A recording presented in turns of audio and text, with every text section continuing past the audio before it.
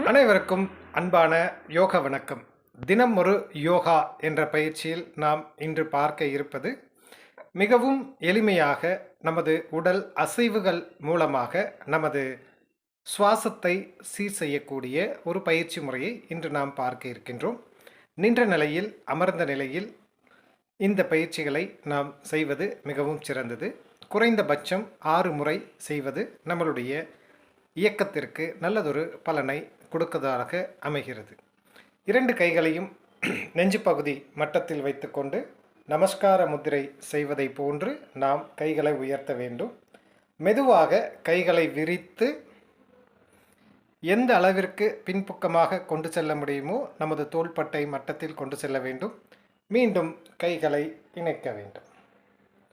மீண்டும் கைகளை நன்கு விரித்து நுரையீரல் அதை சார்ந்த நமது எலும்புகள் நன்கு விரிந்து மீண்டும் சுருங்க துவங்கும். மெதுவாக விரிக்க வேண்டும். மெதுவாக சேர்க்க வேண்டும்.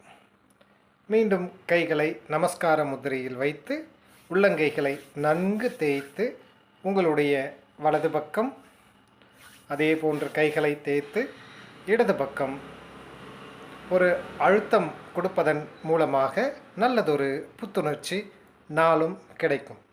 மீண்டும் ஒரு பயிற்சியில் நாளை சந்திப்போம். நன்றியுடன் ஸ்ரீரங்கம் விவேகானந்தா யோகா மையத்திலிருந்து முனைவர் சந்தான கிருஷ்ணன்.